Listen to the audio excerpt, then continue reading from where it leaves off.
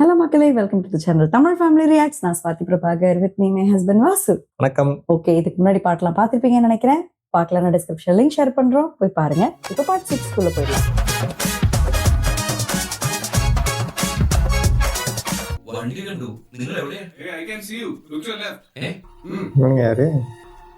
ആലി എന്നോട് കാര്യങ്ങൾ അപ്പൊ തന്നെ ഇവന്മാരെ കുട്ടികൾ പോകുന്നു. For me, this is a life and death matter. Manu, you really disappointed me. ബോംബെയിൽ നിന്ന് പുറപ്പെടുമ്പോ നമ്മൾ തമ്മിൽ ചില ധാരണ ഉണ്ടായിരുന്നു. ഈ അവസാന നിമിഷം മനു അതിൽ നിന്ന് പിന്മാറുക പറഞ്ഞാൽ I'm sorry sir. പ്രിയോട് അങ്ങനെ ചതി ചെയ്യാൻ ഇപ്പൊ എനിക്ക് ബുദ്ധിമുട്ടുണ്ട്. wow, പ്രിയ എന്ന് പറയുമ്പോഴുള്ള ഒരു softness. You are in love with her, isn't it? അങ്ങനെ ഒരു പ്രണയമൊന്നും ഞങ്ങൾ തമ്മില്. പിന്നെ എന്തിനാ നിന്റെ ആഗ്രഹങ്ങളും സ്വപ്നങ്ങളും വിട്ടിട്ട് നിന്നെ കഷ്ടപ്പെടുത്തി നീ സഹായിക്കുന്നു? പുറമെ കുറെ ബഹളമൊക്കെ ഉണ്ടാക്കിയെങ്കിലും പ്രിയ ആളൊരു പാവമാണ് സർ. അതുപോലെ അടുത്തറിഞ്ഞുകൊണ്ടാണ് ഞാൻ പറയുന്നത്. ഞാൻ പറഞ്ഞില്ലേ മാത്യു, ഈ പ്രമോഷൻ കിട്ടാനായി അവൾ എന്ത് വൃത്തികെട്ട കളിയും കളിക്കുന്നു. അവൻ പറഞ്ഞു തരില്ലേ അടുത്തറിഞ്ഞെന്ന്. അവള് നിന്റെ കൂടെ കിടന്നപ്പോ നിന്റെ മനസ്സ് മാറി. അനാവശ്യം പറഞ്ഞിട്ടല്ലോ. ഓ, എന്റെ ഫ്രണ്ട്സ് പറഞ്ഞ അനാവശ്യം. നീ കാണിക്കുന്നതിനൊന്നും കുഴപ്പമില്ല. സാർ, അന്ന് പ്രിയോടുള്ള ദേഷ്യത്തിന് ഞാൻ അങ്ങനെയൊക്കെ സമ്മതിച്ചു പോയതാ. ഞാൻ കാരണം സാറിന് ബുദ്ധിമുട്ടുണ്ടായിരുന്നു. ഞാൻ ക്ഷമ ചോദിക്കും. നീ ക്ഷമിച്ച് പ്രമോഷനോ സാറിന് കിട്ടാൻ അർഹത ഉണ്ടെങ്കിൽ ആ പ്രമോഷൻ എനിക്ക് തന്നെയാണ് അർഹത. സാറിന് അർഹതപ്പെട്ടതാണെങ്കിൽ പ്രിയ തിരികെ പോകാതിരിക്കുന്നതിന് സാറിന് ഭയപ്പെടുന്നേ. ചെറ്റത്തരം കാണിച്ചിട്ട് ന്യായം പറയുന്നോളാം. എനിക്ക് നിങ്ങളോട് മറുപടി പറയേണ്ട ആവശ്യമൊന്നുമില്ല. Sir, I am sorry, I can't help you. എനിക്കിത് കൂടുതൽ ഒന്നും പറയാനില്ല. നിനച്ചേ വേണ്ട സർ, നമ്മൾ തമ്മിൽ വേണ്ട. വേണോടാ, എനിക്ക് വേണം. എഴുന്നേൽക്കാൻ ആരോഗ്യം ഉണ്ടെങ്കിലല്ലേ നീ അവനെ സഹായിക്കും. എന്റെ നാട്ടിലൊന്നും അതാണ്. ഇതെന്റെ നാടിന് മോശമല്ല സാർ.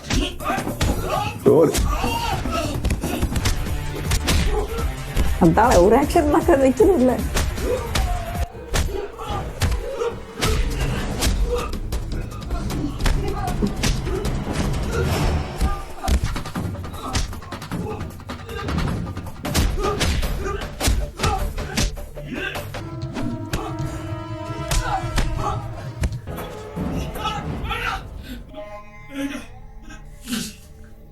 அங்க இருக்க மாதிரி பாவமான ஆள் நினைச்சு வந்துட்டாங்க போல. ஏரியாக்குள்ள நாங்க டாண்டா. റൈറ്റ്, அந்த കാർ தான் அது. Is that all, Mr. Arun? Yeah. So everything is finished. ഒരു അഡ്വക്കേറ്റ് എന്ന നിലയിൽ നിങ്ങളുടെ ജോലി കഴിഞ്ഞിരിക്കുന്നു. So please don't try to contact me hereafter. നിങ്ങൾ മാത്രമല്ല, എന്റെ അമ്മയും ഇനി എന്നെ വിളിക്കാൻ പാടില്ല. Actually, she's here. What? Hi മോളു. മോളു, നിനക്ക് എന്നോട് വെറുപ്പാണെന്നറിയാം. No, never. I never hated you because we never loved each other. എത്രയായാലും ഞാൻ നിന്റെ അമ്മയല്ലേ. Please don't ever use that word again. ആ വാക്കിന്റെ അർത്ഥം നിങ്ങൾക്ക് അറിയില്ല. ഇവിടെ ഞാനൊരു അമ്മയെ കണ്ടു. യഥാർത്ഥ അമ്മയുടെ സ്നേഹം എന്താണെന്ന് ഇപ്പോഴാണ് ഞാൻ അറിയുന്നത്. ഞാനും നിന്റെ പപ്പയും പരസ്പരം പൊരുത്തപ്പെട്ട് ഒന്നിച്ച് ജീവിക്കാനാകാതെ വന്നപ്പോ പിരിയാൻ തീരുമാനിച്ചു. അതാണ് ഞാൻ ചെയ്ത തെറ്റ്. ഒരിക്കലുമല്ല. ഇതുപോലെ നിങ്ങളുമായി പൊരുത്തപ്പെടാൻ സാധിക്കാതെ ഓടി പോകുന്നവളാണ് ഞാൻ. അന്ന് എനിക്ക് ഒരു റിക്വസ്റ്റ് മാത്രമേ ഉണ്ടായിരുന്നുള്ളൂ, ഇനി എന്നെ ശല്യം ചെയ്യരുതെന്ന്. അത് പപ്പ പാലിച്ചു. പക്ഷെ നിങ്ങൾ പപ്പയുടെ കുറ്റവും പറഞ്ഞുകൊണ്ട് എന്നെ വിളിച്ചുകൊണ്ടിരുന്നു. ഞാൻ സൈൻ ചെയ്താൽ നിങ്ങൾക്ക് പപ്പയിൽ നിന്ന് കിട്ടുന്ന പണത്തിന് വേണ്ടി. You are always after money, money, money. അത് തന്നെയാണ് നിങ്ങളുടെ ജീവിതം നശിപ്പിച്ചത്. So please, ഞാൻ അപേക്ഷിക്കുക, leave me alone. But I'm telling you now, one day you would regret very badly.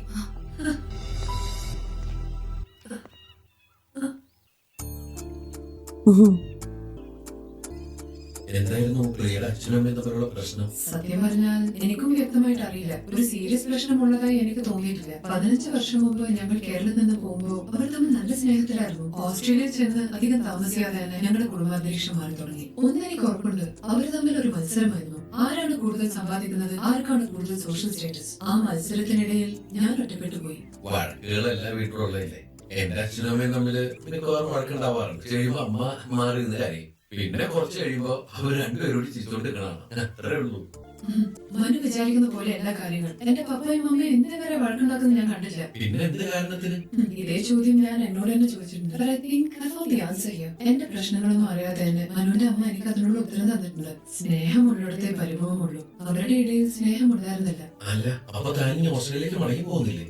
എനിക്കൊട്ടും താല്പര്യമില്ല. ഇന്ത്യയിൽ സെറ്റിൽ ചെയ്യാനാണ് ഞാൻ ആഗ്രഹിക്കുന്നത്. മനു കരുതുന്ന പോലെ പ്രൊമോഷന് വേണ്ടി മാത്രമല്ല ഞാൻ ഈ നാടകം മുഴുവൻ കളിച്ചത്. ഒന്നാലോചിച്ച ഒരേ വള്ളത്തിൽ നിന്ന് എതിർദിശയിലേക്ക് തുറയുന്നവരെ നമ്മളല്ലേ.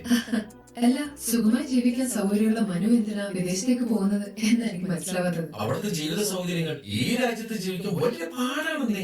എല്ലാരും പണം ഉണ്ടാക്കാനാ വിദേശത്തേക്ക് പോകുന്നത്. എന്റെ ഒരു ചെറിയ എക്സ്പീരിയൻസ് വെച്ച് പറയുകയാണെങ്കിൽ നമുക്ക് പണം ഉണ്ടെങ്കിൽ നമ്മൾ ഹാർഡ് വർക്ക് ചെയ്യാൻ തയ്യാറാണെങ്കിൽ നമ്മുടെ നാട് തന്നെയാണ് നല്ലത്. എന്തൊക്കെ പറഞ്ഞാലും വിദേശത്ത് നമ്മൾ സെക്കൻഡ് ഗ്രേഡ് സിറ്റിസൺ തന്നെയാണ്. അതിന്റേതായ പ്രശ്നങ്ങൾ എല്ലാ രാജ്യത്തിലും ഉണ്ട്. അതിലും ഭേദം മൂക്കിലെ രാജ്യത്തും ഒരുമുഖൻ രാജാവായി കഴിയുന്നതാ. പ്രിയക്ക് പഴഞ്ചൊല്ലൊക്കെ അറിയാം. ചെറുപ്പത്തിൽ എന്റെ മുത്തശ്ശി പഠിപ്പിച്ചതാ. പഴഞ്ചൊല്ലിന്റെ ഒരു വാക്ക് എന്റെ വീട്ടിലുണ്ട്. അച്ഛനെ എനിക്കത് കേൾക്കാൻ മന്ത്രി. പറഞ്ഞു തരുന്നില്ല 100 ആയുസ്സാ. നീ വീണ്ടും തന്നെ ഉണ്ടാക്കിയല്ലേ? ആരാവര്? എനിക്കറിയില്ല, ഈ നാട്ടിലുള്ളവരല്ല. ചോദിച്ചോ. പക്ഷെ അവരിൽ ഒരാളെ എനിക്കറിയാം, മാത്യു അബ്രഹാം, നിങ്ങളുടെ സഹപ്രവർത്തകൻ. മാത്യു, അയാളെന്തിനാ ഇവിടെ വന്നത്? അതിന് മറുപടി ഇവൻ പറയില്ല. കുട്ടി വിചാരിക്കുന്ന പോലെ കുട്ടിയെ സഹായിക്കണമെന്നല്ല ഇവൻ ഇങ്ങോട്ട് കൂട്ടി വന്നത്. അത് ഇവനും മാത്യു തമ്മിൽ ഒത്തുകളിയാ. കുട്ടി ഇവന് പ്രൊമോഷൻ കൊടുത്തു കഴിയുമ്പോ ഇവനെ മാത്യുവിന്റെ ഡിപ്പാർട്ട്മെന്റിലേക്ക് എടുക്കും. അതോടുകൂടി കുട്ടിയെ രജിസ്റ്റർ പോകാൻ കഴിക്കുന്നതിൽ നിന്ന് ഇവൻ പിന്മാറും. എന്നിട്ട് ഇപ്പോ പ്രൊമോഷൻ മാത്രം പോരാ, ഇവനെ ഉടനെ അമേരിക്കയിലേക്ക് അയക്കണമെന്നുള്ള പുതിയ ഡിമാൻഡിനെ ചൊല്ലി ஸோ மாத்தி சொல்லிட்டானா கதையாங்க? ഇല്ല, ഇത് നുണയാണ്. നീ ഒളിക്കാനും നോക്കണ്ട. മാത്യു എന്റെ അടുത്ത് എല്ലാം തുറന്നു പറഞ്ഞു. ഇല്ല അച്ഛൻ, വഴക്കുണ്ടായത് അതിനല്ല. പ്രിയ എനിക്ക് ചതിക്കാനാവില്ല എന്ന് പറഞ്ഞതിന്റെ പേരിലാണ് ഞങ്ങൾ തമ്മിൽ വഴക്കുണ്ടായത്. അയാൾ വിശ്വസിക്കല്ലേ? പിന്നെ ഞാൻ ആരെ വിശ്വസിക്കണം? ഈ കള്ളത്തരം മുഴുവൻ കാണിച്ച നിന്നെയോ? ഒരു മനുഷ്യനെ മനഃപൂർവ്വം ചതിക്കുന്നതിനേക്കാൾ വലിയൊരു നീചപ്രവൃത്തി ഈ ലോകത്ത് വേറെ ഇല്ല. എടാ, ഈ കുട്ടിയുടെ മനസ്സ് വേദനിപ്പിച്ചിട്ട് നീ ഏത് വിദേശത്ത് പോയാലും ഗുണം പിടിക്കില്ല. ഇതുവരെ നീ ചെയ്തതെല്ലാം ഞാൻ ക്ഷമിക്കും. പക്ഷെ ഇത് ക്ഷമിക്കാൻ എനിക്ക് സാധിക്കില്ല. സത്യസന്ധമായി അധ്വാനിച്ച് നേടുന്നതേ നിലനിൽക്കൂ. അല്ലാതെ മറ്റുള്ളവരെ ചതിച്ചും പറ്റിച്ചും കുറുക്ക് വഴിയിലൂടെ വിജയിക്കാൻ ശ്രമിക്കുന്നത് കഴിവുകെട്ട ഭീരുക്കളുടെ ലക്ഷണമാണ്. അതെ, ഞാൻ കഴിവുകെട്ടവനാണ്, ഭീരുവാണ്, ചതിയനാണ്. പക്ഷെ എന്നെ അങ്ങനെ ആക്കിയത് ആരാ? നിങ്ങളാണ്. ചെറുപ്പം മുതൽ ഒരു സ്വാതന്ത്ര്യം തരാതെ അങ്ങോട്ടും ഇങ്ങോട്ടും തീരെ സമ്മതിക്കാതെ ഒരു കഴിവുകെട്ടവനേക്ക് വളർത്തിയത് ആരാ? നിങ്ങൾ തന്നെ. എഞ്ചിനീയറിംഗ് ഡിസ്റ്റിങ്ഷനോടുകൂടി പാസ്സായി വന്ന എന്നെ ഒരു ജോലിക്ക് വിടാതെ നിങ്ങളുടെ നിർദ്ദേശങ്ങൾ മാത്രം അനുസരിക്കുന്ന ഒരു പാവയിട്ട് വിടങ്ങനെ കെട്ടിട്ടു. 8 വർഷം സത്യസന്ധമായി അധ്വാനിക്കേണ്ട 8 വർഷം. സത്യത്തിൽ ഞാൻ നിങ്ങൾക്ക് ആരായിരുന്നു? ജോലിക്കാരനോ? അസിസ്റ്റന്റോ? ഇവിടുന്ന് രക്ഷപ്പെട്ടു പോയത് ബോംബെയിലേക്ക്. ഇവിടെ കീഴിൽ കഴുതപ്പതി ചത്ത പണിയെടുത്തു. അങ്ങനെ ഒരു സാഹചര്യത്തിൽ എന്റെ മുമ്പിൽ ഒന്ന് കുറുക്ക് വഴി ഞാൻ സ്വീകരിച്ചു. ഇവിടെ ചതിക്കാൻ വേണ്ടി മാത്രമൊന്നുമല്ല ഇങ്ങോട്ട് കൊണ്ടുവന്നത്. ഇവിടെ കൂട്ടി നിങ്ങളുടെ വീട്ടിൽ വരുമ്പോ നിങ്ങൾക്ക് ഉണ്ടാവുന്ന അപമാനം വേദനയുടെ സന്തോഷം. പക്ഷെ ഞാൻ നന്നാവില്ലേ? ഇവിടെ അടുത്തിറങ്ങി ഇവരുടെ പ്രശ്നങ്ങൾ മനസ്സിലാക്കിയപ്പോ എനിക്ക് ചതിക്കാൻ മനസ്സ് വന്നില്ല. അതിനാ ഞാൻ ആ വൃത്തികളായിട്ട് വഴക്കുണ്ടാക്കിയത്. ഇതൊന്നും എനിക്ക് നിങ്ങളെ വിശ്വസിക്കേണ്ട ഒരു കാര്യമില്ല. കാരണം എനിക്ക് നിങ്ങളെ അത്ര വെറുപ്പാ. Face off. ഈ അച്ഛനോട് ക്ഷമിക്കുപോലെ നിന്റെ മനസ്സിൽ എന്നോട് ഇത്ര വലിയ ശത്രുത ഉണ്ടായിരുന്നെന്ന് ഈ അച്ഛൻ അറിഞ്ഞിരുന്നില്ല. കുടുംബത്തിലെ ഏക അഞ്ജലിയായിരുന്നതുകൊണ്ട് നീ ജനിച്ച നിമിഷം മുതൽ എനിക്ക് വലിയ പ്രതീക്ഷകളായിരുന്നു. എനിക്കൊരു താനായി എന്നും എന്റെ മോൻ എന്നോടൊപ്പം ഉണ്ടാവുമെന്ന് ഞാൻ ആഗ്രഹിച്ചു. അത് എന്റെ സ്വാർത്ഥതയായിരുന്നു. ആ സ്വാർത്ഥതയ്ക്കിടയിൽ ഞാൻ നിന്റെ സ്വപ്നങ്ങളും ആഗ്രഹങ്ങളും കണ്ടില്ല. അതെന്റെ തെറ്റാണ്. ഒരു അച്ഛൻ എന്ന നിലയിൽ ഞാൻ പരാജയപ്പെട്ടത് അവിടെയാണ്. നീ പറഞ്ഞത് അത് ശരി. നീ ചെയ്തു കൂടിയതിന്റെ എല്ലാ ഉത്തരവാദി ഞാനാ. അതിന് ഞാൻ എന്ത് പ്രായച്ചിത്തം ചെയ്യാൻ തയ്യാറാണ്. ഒരുപക്ഷെ മോള് ചെയ്തതൊക്കെ എന്തിനെന്ന് ഈ അച്ഛൻ മനസ്സിലാവും. പക്ഷേ മോളുടെ സ്നേഹം സത്യമെന്ന് വിശ്വസിച്ച് വീട്ടിൽ 2 പേര് ഇരിപ്പുണ്ട്. അവരെ ഞാൻ എങ്ങനെ പറഞ്ഞു മനസ്സിലാക്കുമെന്ന് എനിക്കറിയില്ല. മോളവരെ ചതിച്ചു എന്നറിഞ്ഞാൽ അവർ തകർന്നു പോകും. നമ്മളെ ഞങ്ങൾക്ക് വലിയ ഇഷ്ടമായിരുന്നു. പക്ഷേ ഞങ്ങൾക്ക് ആകിയില്ല. അതെ, അച്ഛന് പ്രായമായി പഴയ പോലുള്ള മാനസിക ധൈര്യം ഇല്ലപ്പോ. നീയാണ് എന്റെ ശക്തി. അതുകൊണ്ട് എനിക്ക് എന്റെ പഴയ മരുന്നിനെ തിരിച്ചു വേണം. ஓகே, இவங்க 2 பேரும் பேசி சால்வ் ஆயிட்டாங்க. இப்போ இவங்க கிளம்ப போறாங்க. എന്താ കാര്യം നീ എന്നോട് പറ ലക്ഷ്മി. അമ്മേ, ദേ പ്രിയമോട് പോവുകയാണെന്ന്. മനു എവിടെ? അറിയില്ല. മോള് തന്നെ പോകുന്നെന്ന്. എന്താ മോളെ പ്രശ്നം? നിങ്ങൾ കരുതുന്നത് പോലെ ഞാൻ മനുവിന്റെ ഭാര്യയല്ല.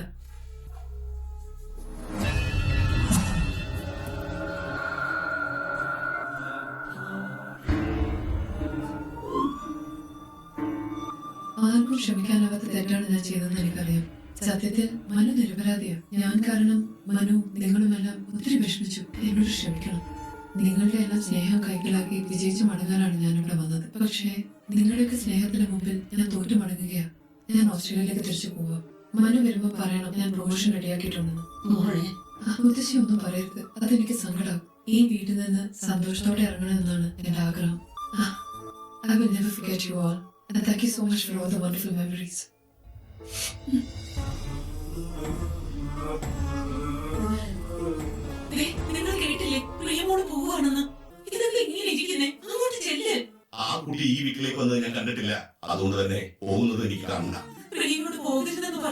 അങ്ങനെ പറയാൻ നമുക്ക് എന്താ അവകാശം? அவர் அப்படியே மெயின்டைன் பண்றத பத்தியா? മനുവിന് എവിടെ പോയതാ? ബോംബെക്ക് ടിക്കറ്റ് ബുക്ക് ചെയ്യാൻ. പ്രിയക്ക് പോയി. എങ്ങോട്ട് പോയി? ബോംബെക്ക്. But why Priya? Why? രാജിവെച്ച് പോകാൻ മാത്രം എന്താ പ്രശ്നം? പുതിയ വിസ കിട്ടി കഴിയുമ്പോൾ യു ക്യാൻ കം ബാക്ക്. അതുവരെ ഞാൻ പ്രൊമോഷൻ ഹോൾഡ് ചെയ്തു വെക്കാം. പ്രിയക്ക് തന്നെ പ്രൊമോഷൻ തരാനാണ് എനിക്ക് താല്പര്യം. Thank you for your consideration. എനിക്ക് ഈ പ്രൊമോഷൻ വേണ്ട, അത് മാത്യുവിന് കൊടുത്തേക്കു. I really need to change. I want to quit. ഇത്രയും ചെറിയ പ്രായത്തിൽ ഇതുപോലൊരു പൊസിഷനിലെത്തിയത് I know everyone's gonna think that I made a stupid decision, but I realized that this is not my thing. എല്ലാവർക്കും ജീവിതത്തിൽ പ്രയോറിറ്റീസ് ഇല്ലേ sir? For some it's money, ചിലവർക്ക് health, but my priority is family. Okay as you wish. ஃபேமிலியா? All the best, madam. Thank you. Assignment மடிப்பா வர போறாங்களோ? കല്യാണത്തിന് വിളിക്കണേ. Oh, sure. പോട്ടെ Ali. Oh bye bye bye. എല്ലാരോടും യാത്ര പറഞ്ഞവനാണല്ലേ. നാടകമായിരുന്നെങ്കിൽ കൂടി കുറെ നാൾ ഭാര്യ ഭർത്താക്കന്മാരെ പോലെ ജീവിച്ചവരല്ലേ നമ്മൾ. എന്നിട്ടും എന്നോട് മാത്രം യാത്ര ചോദിച്ചില്ല. എന്നോട് സ്നേഹമുള്ളത് കൊണ്ടാണ് പ്രിയ മടങ്ങി പോകുന്നതെന്ന് എന്റെ അമ്മ എന്നോട് പറഞ്ഞു. ഞാൻ ചോദിക്കുന്നത് ശരിയാണോ അല്ലെങ്കിൽ അതിനുള്ള അർഹതയുണ്ടോ എന്ന് എനിക്കറിയില്ല. അമ്മ പറഞ്ഞത് സത്യമാണെങ്കിൽ എന്നെ വിട്ടു പോകാതിരുന്നൂടെ. മുമ്പ് ഒരിക്കൽ മനു പറഞ്ഞത് ഓർക്കുന്നുണ്ടോ? ഒരു വെള്ളത്തിലിരുന്ന് എതിർ ദിശയിലേക്ക് തുഴയുന്നവരാ നമ്മളെന്ന്. മനുവിന്റെ സ്വപ്നങ്ങളും ആഗ്രഹങ്ങളും ഒക്കെ ഞാൻ കാരണം. ശരിയാ, ഒരു സ്വപ്ന ലോകത്ത് ജീവിച്ചിരുന്നവരാ ഞാൻ. എനിക്ക് മനസ്സിലാക്കാൻ പറ്റാതെ പോയ രണ്ട് കാര്യങ്ങളുണ്ട്. ഒന്ന് എന്റെ അച്ഛന്റെ സ്നേഹം, പിന്നെ ഈ നാടിന്റെ മഹത്വം. ഇത് രണ്ടും എനിക്ക് മനസ്സിലാക്കി തന്നത് പ്രിയയാണ്. മിസ്റ്റർ മനു, ഇതൊക്കെ പഴയ രീതിയാണ്. കാലം മാറി. ഓസ്ട്രേലിയൻ സ്റ്റൈൽ ചോദിക്കും. ஓஹோ Will you marry me?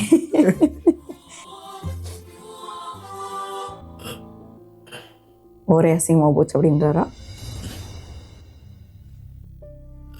I'm sorry. ഞാൻ എന്നെ കുറിച്ച് മാത്രമേ ചിന്തിച്ചുള്ളൂ. എനിക്ക് മനസ്സിലാവും. സോറി. இதுவும் ஆஸ்திரேலியா ஸ்டைல். இது கொரியன் ஸ்டைல். ஓ கொரியன் ஸ்டைல்.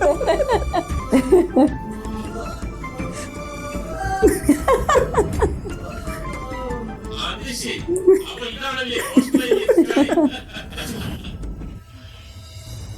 டூ கண்ட்ரீஸ்ல இப்படி தான் பண்ணாங்க. പോവാല്ലേ കൂടെ.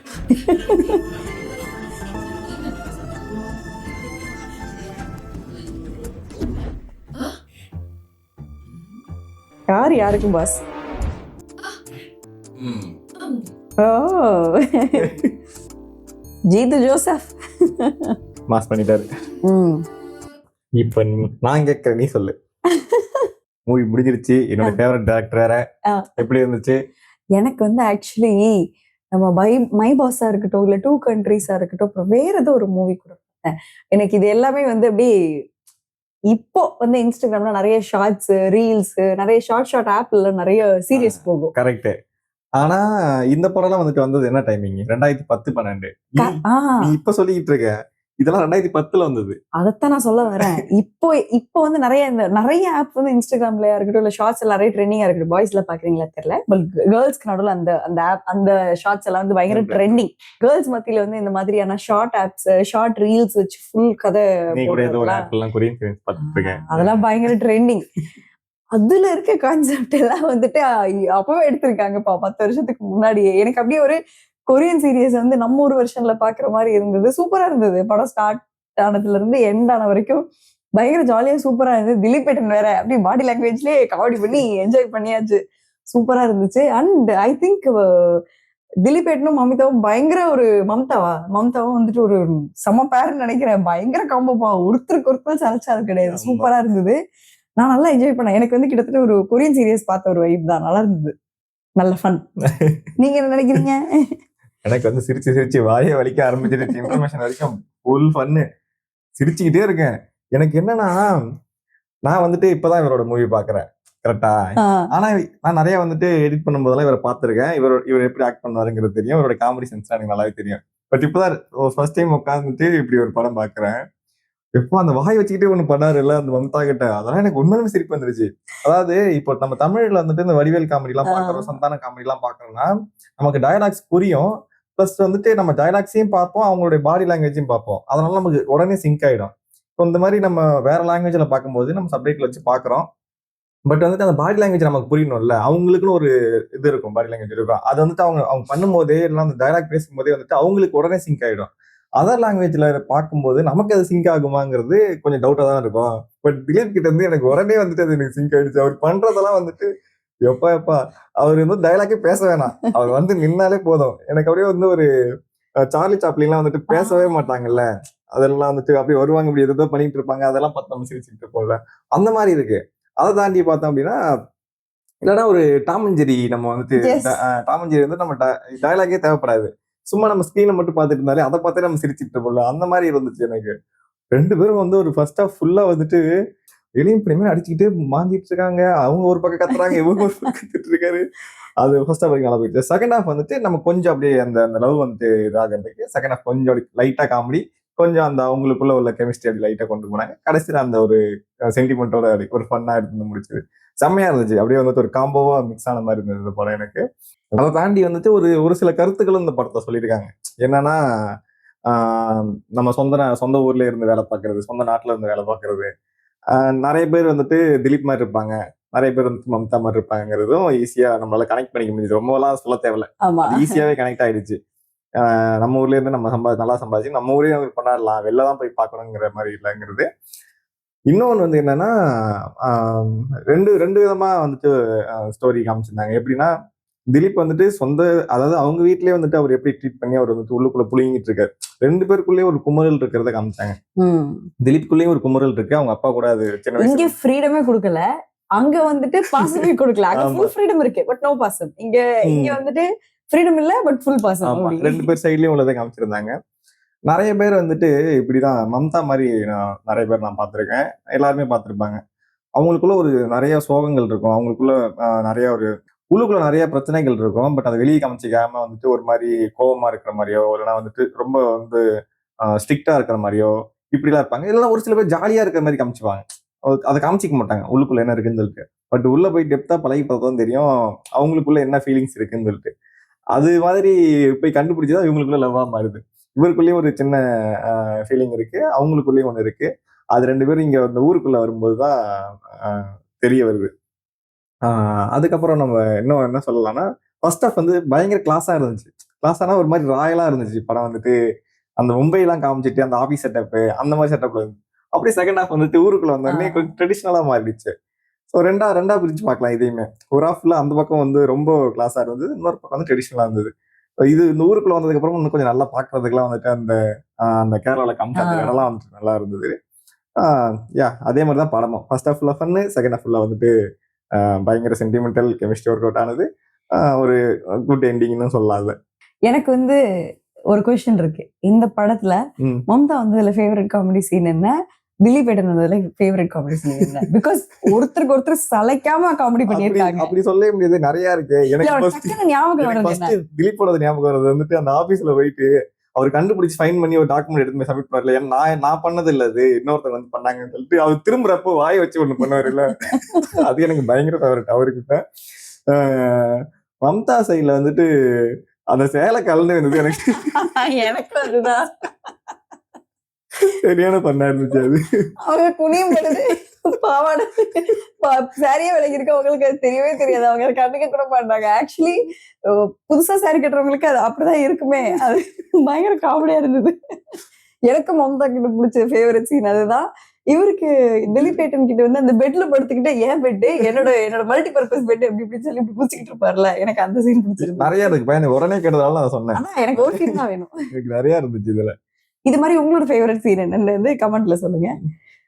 அப்புறம் மியூசிக் நல்லா இருந்தது, படம் ஃபுல்லாவே கரெக்டா சிங்கா போட்டிருந்தாங்க, சூப்பரா இருந்தது, வேற லெவல். ஆக்சுவலி படம் ஃபுல்லாவே திலீப் ஏட்டனும் மம்தாவும் தான் திரும்ப வராங்க, பட் ஆமா தெரியவே இல்ல அவங்க ரெண்டு பேர் தான் படம் ஃபுல்லா இருக்காங்கன்னு. சூப்பரா பண்ணியிருந்தாங்க, நல்லா இருந்தது, நைஸ். அவ்வளவுதான். அடுத்த மூவில சந்திப்போம். பை.